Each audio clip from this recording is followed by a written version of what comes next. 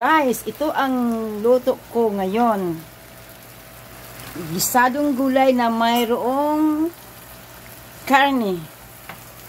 Nilagyan ko na ito ng mga sahog. Yung kamatis, bombay, ahos, magic sarap, at tuyo.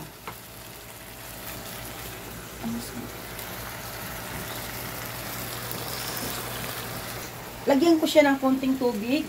Yan, kunti lang guys, pagpalambot ng ating karne. Maya kunti, lagyan natin ang ating gulay.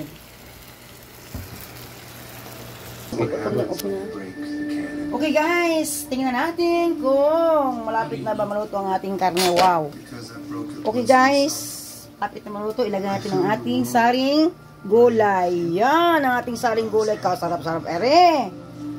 Next guys, maglagay natin ang ating bell pepper, ganyan red, lagay natin, buhos na natin.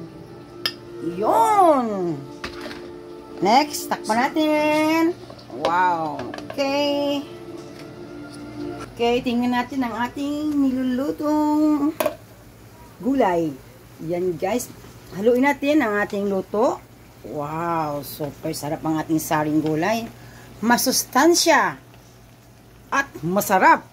Yun.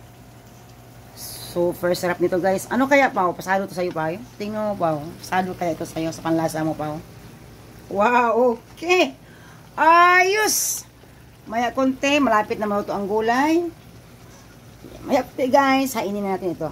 Takpan muna natin for a while. Yun. Idugin ito. Okay guys, buksan natin. Baka luto na ito. Yun. Sarap-sarap ng ating gulay. Wow, ang sarap. Kailangan kumain tayo ng gulay. Ayun guys, sobrang sarap ng ating gulay. Yun, patitikman ko ito sa aking anak. Pao, ano muna kung anong lasa ng ating gulay. Amuin ko din.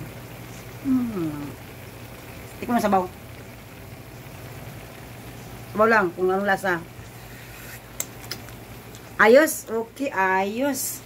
Okay, yan guys. Ang luto namin to, video mo lang ng video. Wow, yun. Ito yung ulam namin ngayon guys. Super, super, super sarap. At masustansya. Ayan.